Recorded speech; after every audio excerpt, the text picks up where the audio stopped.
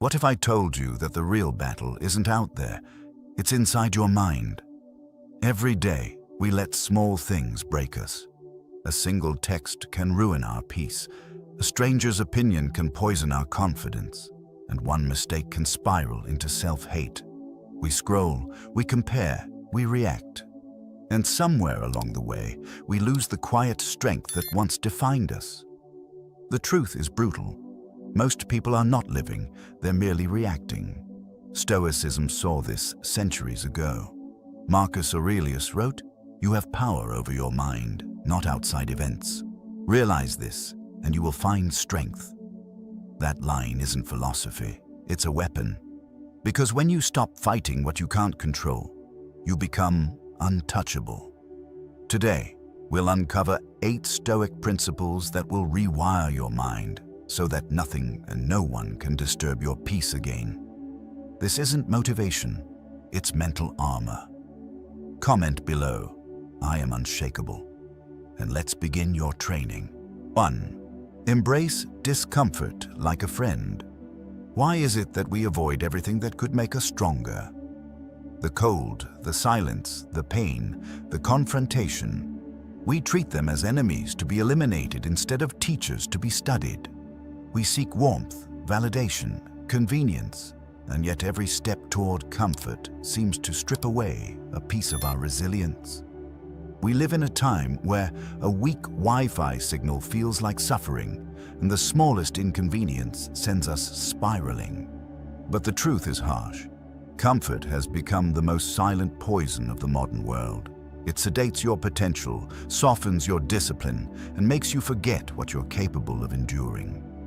Seneca once wrote, "The man who has anticipated the coming of troubles takes away their power."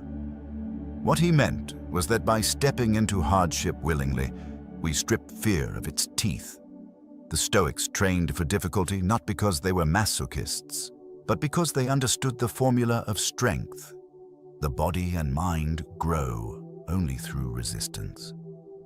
Marcus Aurelius faced war, plague, betrayal, and yet he ruled himself before he ruled an empire. His strength didn't come from privilege, it came from the acceptance of discomfort as a daily ally. Think about your own life. When was the last time you truly grew? It wasn't during the easy days, when everything felt predictable and pleasant. It was when life pushed you to the edge, when you lost someone, when plans fell apart, when you had to rebuild from nothing. That's when your true character surfaced. Discomfort is the furnace of transformation. Every cold shower, every early morning when you don't feel like moving, every difficult truth you speak instead of hiding. These are the moments that carve out who you really are. Modern society teaches you to chase pleasure and avoid pain at all costs. But Stoicism whispers the opposite. Train for hardship so that nothing external can command your emotions again. Every voluntary act of discomfort is a rehearsal for life's inevitable storms. When you walk into the cold by choice, you no longer fear the cold. When you choose discipline over ease, failure over comfort, you prove to yourself that you are the master, not the puppet. So start small. Take a cold shower and feel the shock without running from it. Sit in silence and resist the urge to grab your phone. Work out on the day your mind screams, "Not today." Walk into the conversation you've been avoiding, the truth you've been postponing. Each time you lean toward difficulty instead of retreating, you rewire your nervous system. You're teaching your mind that pain isn't danger, it's data. And here's the secret most people never understand. The man who can suffer willingly can never truly suffer again. Because he has turned pain into practice, he has befriended what others fear. Discomfort to him is no longer chaos, it's clarity. It's the sharpening stone for his will. Your action today, choose one small discomfort and embrace it fully. Don't hesitate, don't negotiate, just do it. Affirmation: discomfort is my training ground. 2. Control your emotions. Before they control you, you can master every strategy, every skill, every rule of success. But if you don't master your emotions, you'll be a slave to them. The moment someone insults you, your peace collapses. The second a plan fails, frustration takes over. One small trigger, and you become a puppet pulled by invisible strings. It's not life that defeats us. It's our own reactions to it. We often think emotions are commands we must obey, but they are only messengers. And like all messengers, they should be heard, not worshipped. Epictetus once said, "It's not what happens to you, but how you react that matters." Those 13 words are the cornerstone of emotional freedom. Because when you realize that every external event passes through the filter of your own interpretation, you reclaim control. No one can truly upset you without your permission. The insult, the rejection, the failure, they are neutral until your mind labels them as pain. But modern life teaches us the opposite. We're told to express everything, to react instantly, to post, reply, argue, prove. We confuse self-expression with self-mastery. Yet the Stoics understood reaction is weakness disguised as honesty. A strong person doesn't suppress emotion, they structure it. They pause, breathe, and choose their response. That pause, those few seconds between stimulus and reaction, is the birthplace of your power.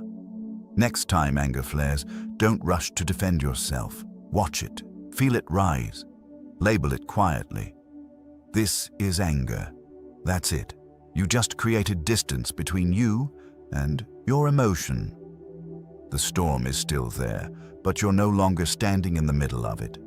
You've stepped back to the shore, watching the waves crash. And from that place of awareness, you can act, not react.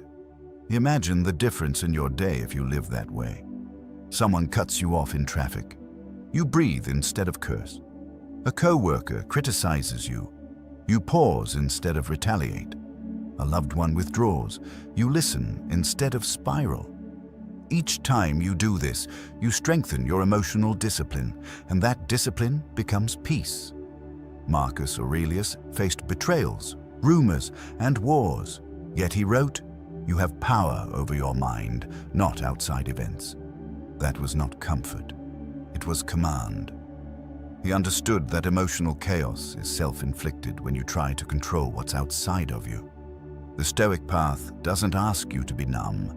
It asks you to be sovereign. You still feel everything, but nothing owns you anymore. Start practicing the simplest ritual. Pause. Breathe. Question.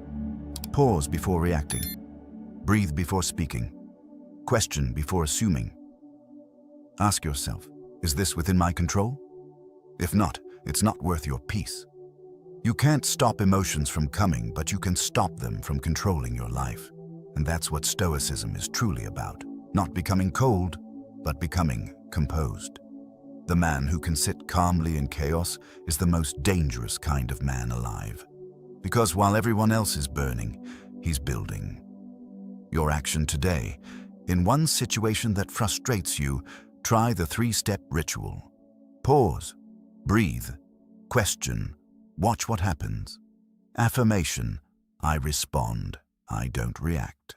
3. Stop expecting fairness. The world doesn't owe you fairness. That sentence might sting, but it's the truth that sets you free. Every time you expect life to play by your rules, you hand it the power to break you. We tell ourselves, I worked hard, I deserve this, or I was kind, they should be too. But the universe doesn't keep score the way we do. You can be honest and still be betrayed. You can be loyal and still be left behind. You can give your best and still lose. That's not injustice, it's reality. And once you stop demanding fairness, you stop suffering twice. We live in a culture obsessed with equality of outcome, not equality of effort. People believe that if they do everything right, life must reward them. But the Stoics taught the opposite. They said, do the right thing because it's right, not because it guarantees a result. Marcus Aurelius ruled through plagues, wars, and constant betrayal. Yet he never cursed his fate. He simply wrote, "You can commit injustice by doing nothing." His point was simple. The only injustice you can control is the one you commit. What others do is beyond your reach, and therefore beneath your concern. When you expect fairness, you become emotionally fragile. Every disappointment feels like an attack. Every loss feels personal. But when you accept that life isn't fair, you become unbreakable. Because now, nothing surprises you, everything trains you. Every rejection becomes a lesson in resilience. Every failure becomes a mirror reflecting your next step. You no longer waste energy asking, "Why me?" Instead, you ask, "What now?" Think of it like this. The rain doesn't fall evenly, but it falls for everyone. The Stoic doesn't stand there angry at the storm. He adjusts his sails. Life is not a courtroom, it's a battlefield. Fairness is not guaranteed, but discipline is always within reach. The man who accepts this truth gains power over every situation because he stops negotiating with reality. You've probably felt the pain of injustice, being passed over, misunderstood, or blamed for something you didn't do. But remember, even Seneca was exiled by the emperor he served faithfully. Even Socrates was sentenced to death for speaking truth. If those who mastered wisdom couldn't escape unfairness, what makes you think you will? Stoicism isn't about making life fair. It's about making yourself strong enough to face it when it's not. So, how do you apply this? Every time you feel wronged, pause and remind yourself, this is not personal, it's the nature of things. Then, redirect that energy toward your discipline. Channel your pain into practice. If the world doesn't give you what's fair, give yourself what's within your control: effort, integrity, and clarity. The moment you stop demanding life to be fair, you start living with power, because fairness is external, but dignity is internal. The Stoic chooses to act with justice, not to be treated justly. That's the difference between a victim and a warrior. Your action today. When something feels unfair, say this to yourself: it wasn't supposed to be fair. It was supposed to make me stronger. Affirmation: fairness is not promised. Discipline is. 4. Focus only on what you can control. How much of your life is wasted trying to control what was never yours to begin with? You worry about what people think, what they'll say, how they'll respond. You plan every outcome, every scenario, as if the universe follows your schedule. And when things don't go your way, you panic, you spiral, you lose peace. The truth is, most of what keeps you up at night lives completely outside your control.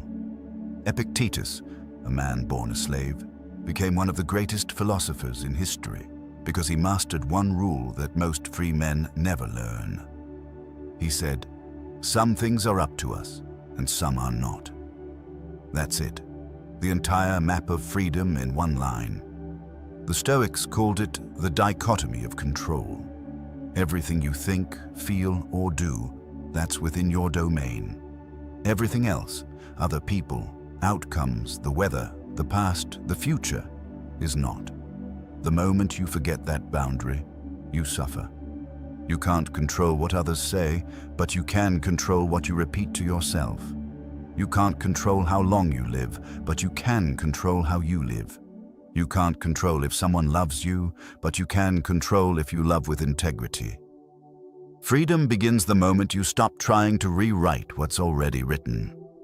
Most people are exhausted not because life is hard, but because they fight battles they were never meant to fight. They argue with reality. They try to change people who don't want to change. They chase outcomes they can't force. The Stoic doesn't waste time that way. He asks one simple question: is this within my control? If the answer is no, he lets it go. Not because he's weak, but because his energy is sacred. Imagine your peace as a fortress. Every time you stress about what's outside your control, you open the gate and invite chaos in. But when you keep your focus on what's yours, your thoughts, your actions, your character. You become untouchable. The world may shake, but you stay centered. You stop being a leaf blown by the wind and become the root that anchors the tree.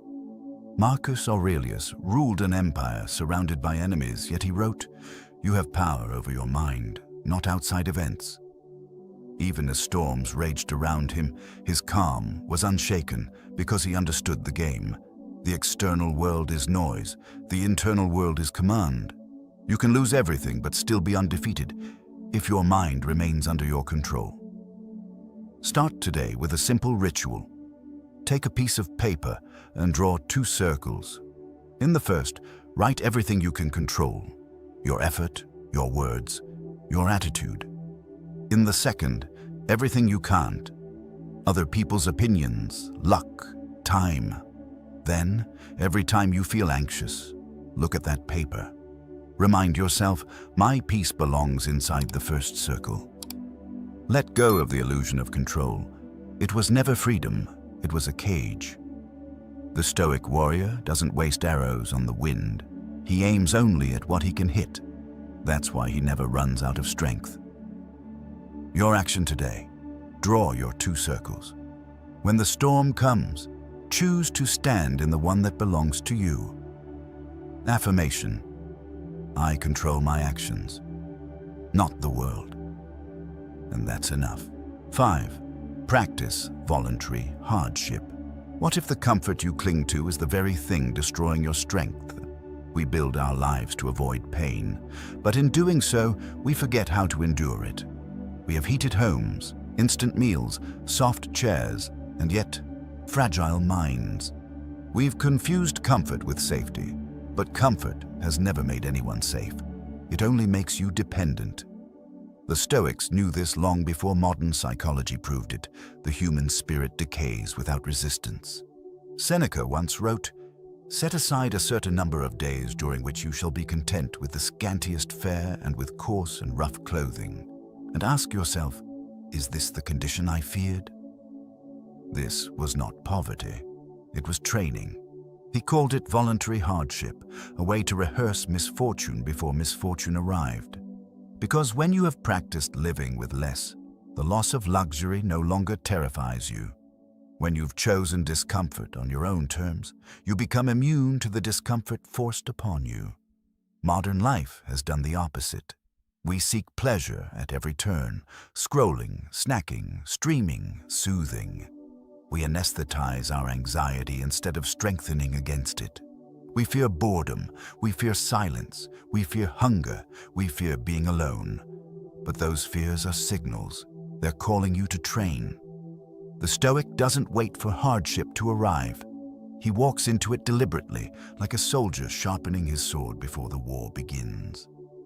Imagine what would happen if, for 1 week, you chose the harder path on purpose.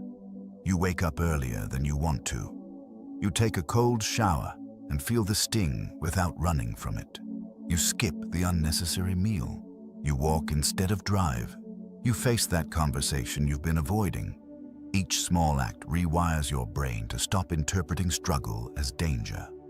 The modern mind collapses under stress because it's never been trained to carry weight. But the disciplined mind thrives on challenge. Marcus Aurelius ruled over an empire but trained his spirit daily through restraint. He ate simply, dressed plainly, and practiced humility as a form of strength. He didn't need luxury to feel powerful, because real power comes from self-command. When you can endure voluntarily, you no longer fear involuntary pain. This practice isn't about punishment. It's about preparation. Life will take things from you: health, people, money, comfort. But if you've practiced letting go, you won't collapse. You'll adapt, you'll breathe, you'll keep moving, because hardship no longer surprises you. It's just another rep in your mental gym. So here's your challenge. Pick 2 small hardships this week. Maybe it's a cold shower, maybe it's skipping sugar, maybe it's waking up an hour earlier. Whatever it is, do it without complaining. Let your discomfort remind you that you're alive, that you're capable, that you're training for something greater. Because the truth is simple: Comfort doesn't make you strong. Challenge does. Every time you choose the hard road when the easy one is right there, you reclaim a piece of your freedom. Your action today: choose one discomfort and face it by choice, not by chance. Affirmation: I train in peace to stand unbroken in chaos. 6. Detach from outcomes. Love the process.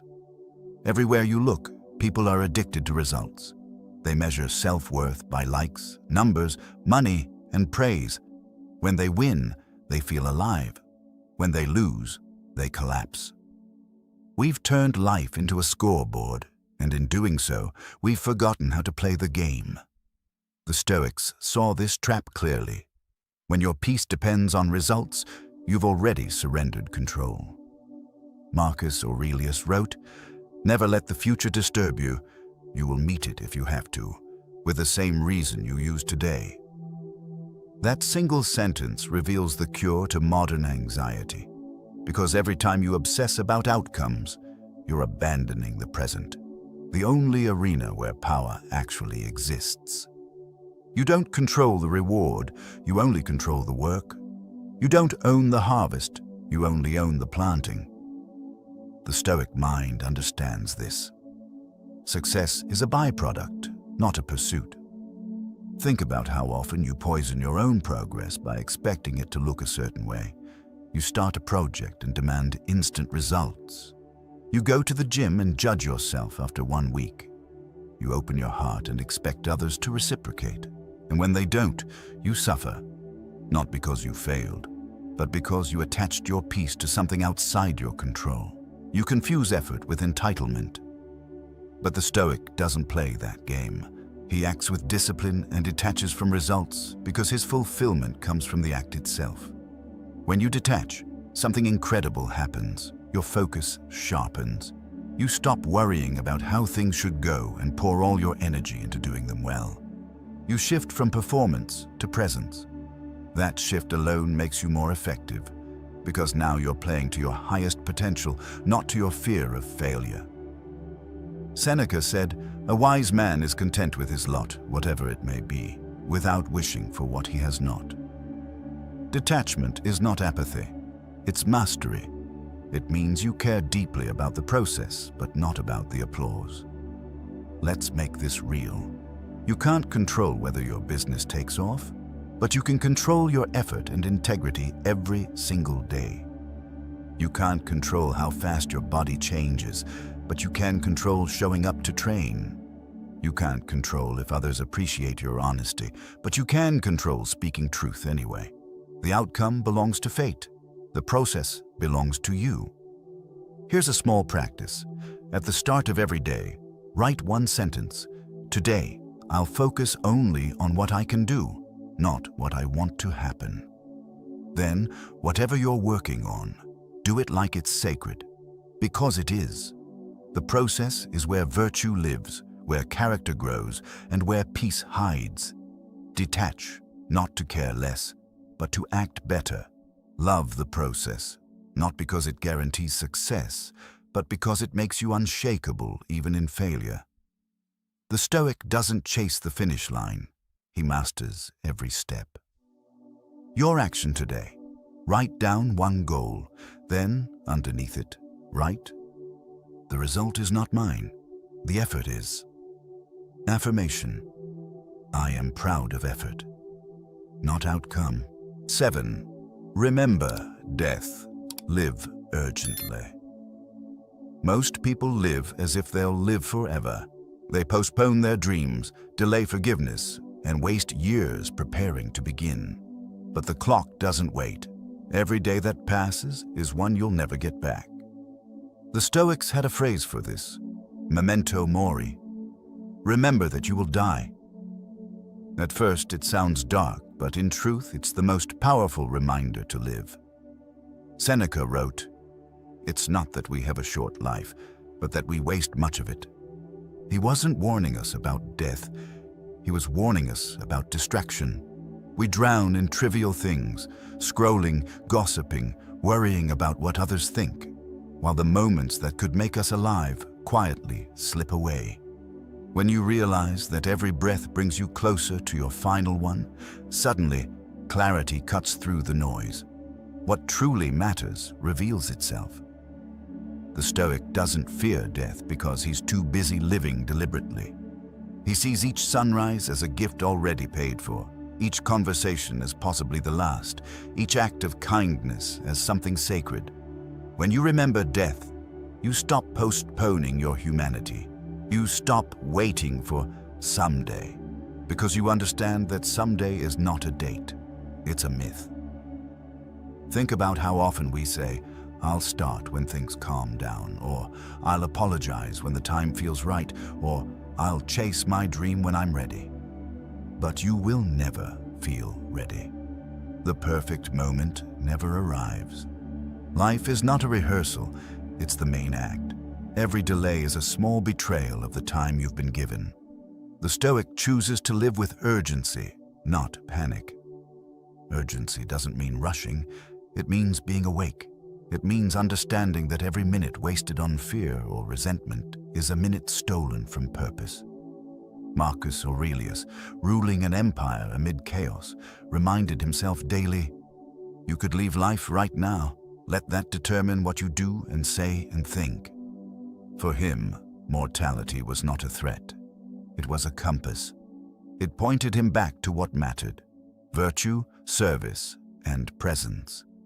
So, what would you do differently if you truly believed today might be your last? Who would you forgive? What truth would you finally speak? What work would you stop postponing? These questions are not meant to scare you. They're meant to wake you. Death doesn't make life meaningless. It makes it precious. Try this tonight. Before you go to bed, write down 3 things you would regret not doing if tomorrow never came. Then, pick one and do it this week. Don't wait for inspiration, permission, or perfection. Just act, because the only guarantee you have is that time is passing, and you are still here to use it. To remember death is to live fully, to look it in the eye and still create, still love, still serve. That is true courage. The Stoic doesn't chase immortality through fame or wealth. He earns it through how intensely he lives while he's alive. Your action today: write 3 things you would regret leaving undone, and do one now. Affirmation: I live like time is borrowed, because it is. 8. Live by virtue, not validation. At the end of your life, no one's applause will save you. The likes, the praise, the admiration, they'll fade faster than you think. What remains is who you chose to be when no one was watching. Yet most people spend their entire existence performing for approval, chasing recognition like oxygen, terrified of being unseen. But the Stoic knows the goal is not to be admired, it's to be aligned. Marcus Aurelius wrote, "Waste no more time arguing what a good man should be one." That's it. The ancient emperor, surrounded by politics and flattery, chose virtue over validation. He understood that external praise is unreliable currency. It can vanish overnight. Virtue, on the other hand, is wealth the soul never loses. The modern world reverses this logic. We post to prove, we talk to be heard, we live to be seen. We seek identity through the eyes of strangers and wonder why we always feel hollow. Here's the truth. When your worth depends on validation, you become a prisoner of perception. You live cautiously, always adjusting your behavior to fit expectations. You become polite instead of honest, liked instead of respected, visible but empty. The Stoic refuses that trade. He acts with integrity whether or not anyone notices. Because virtue is not performance, it's principle. It's the discipline of doing what's right even when it costs you something, especially when it costs you something. Think about it. Speaking the truth when lying would make you popular. Showing kindness when it gains you nothing. Keeping your word when no one will find out if you don't. Those small moments define your soul far more than any achievement ever will. You don't need to announce your values to live them. Quiet strength has more gravity than loud approval. Seneca said, "A good character, when observed, delights, but when unseen, it still rejoices." Virtue is its own reward. When you live aligned with your principles, you sleep peacefully. You walk lighter. You stop negotiating with your conscience. The world may misunderstand you, mock you, even oppose you, but their judgment no longer touches you, because you're not performing for them anymore. You're serving something higher, your own standard. This is the heart of Stoicism. To choose righteousness